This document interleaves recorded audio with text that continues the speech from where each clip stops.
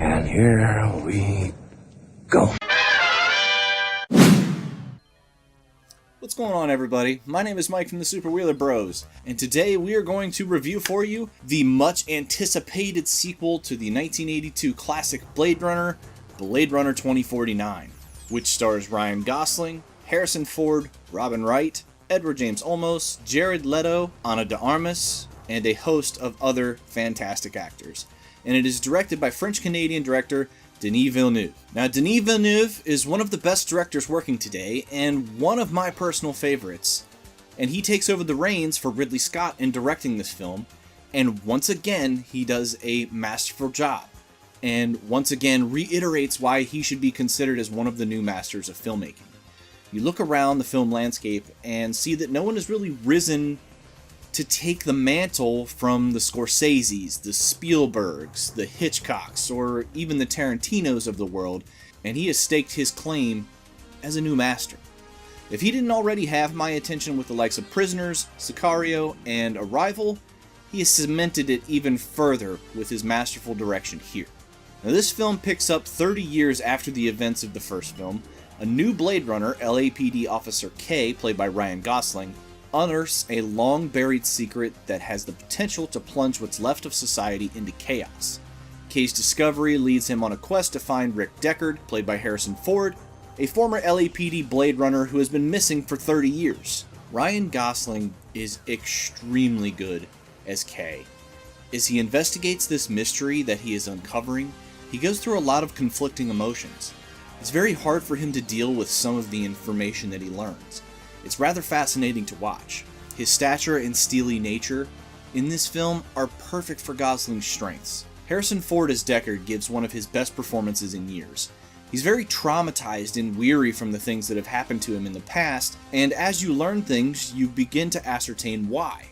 It's emotionally resonant and extremely powerful. Ana de Armas as Joy is the heartbeat of this movie, and her performance was pitch perfect. I really felt like she was the one that kind of tethered everything together and really gave Gosling's character of K someone to play off of so that things could get a little bit more emotional. And she also really helps emphasize the humanity, or what the philosophical questions that the original Blade Runner presented in the first place. She echoes that sentiment here. And despite the film's frigid exterior, there's a lot of heart at the center of this film, and it asks as many, if not more, fundamental human questions as its predecessor. The real MVP of this production is veteran renowned DP Roger Deakins. Unmatched, incredible, eye-gasmic cinematography. This is one of the best looking films I have ever seen. Deakins has been nominated on a multitude of occasions for his impeccable work, and if this film doesn't garner him that elusive Oscar, it will be the cherry on top of the many reasons to check out of the Oscars, because it is a consistent visual feast for the eyes, and the in-camera work, of which there was much more than I expected, was second to none. This film has a sprawling, epic feel, taking its time to unfold its story, and none of the expansive 2-hour 46-minute runtime is wasted. That is the only aspect of this film that worries me, as some viewers could view it as self-indulgent, as Scott pulled off many of the same feats in under 2 hours with the original, or they could just find it boring. I myself don't know how you could watch what is presented on the screen with anything but excitement. It is a visual cornucopia of awesomeness.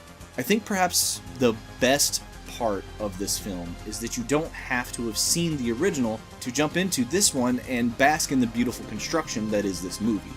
For fans of the original, there is tons of callbacks and Easter eggs for you to uncover as well, as this film has something wonderful for new and old fans alike. Refreshingly, this is its own film, and from beginning to end, it is its own story. It's not world building, it's not trying to create a brand new franchise or breathe life into the Blade Runner brand. It is telling a very emotional, resonant human story, and at its core shows why we love to go to the movies in the first place. And this film will no doubt inspire many people to try to pick up the camera and make films. This is the type of movie that inspires the masses and maybe could make a future filmmaker who can take over the reins from Denis Villeneuve someday, or maybe be one of those master directors that I was speaking about earlier. I love that we didn't have to make reference to the universe and how big it is. This is his worn in and lived in and grittiest city in this beautiful visual feast as it was in the original film.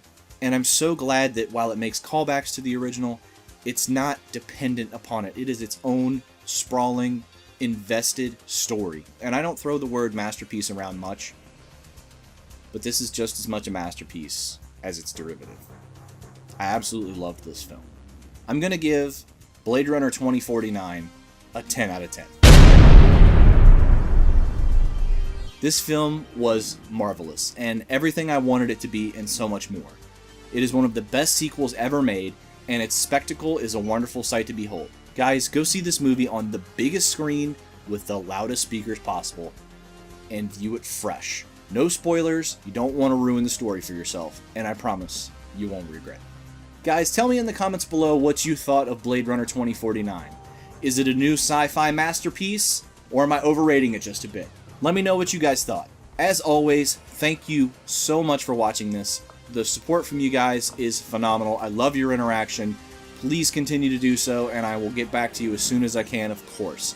If you enjoyed this video, don't forget to drop it a like. And if you really enjoy what you see here, don't forget to hit that subscribe button so you can always come back and see more and not miss anything. My name is Mike from the Super Wheeler Bros, and as always, my friends, have yourselves a super week.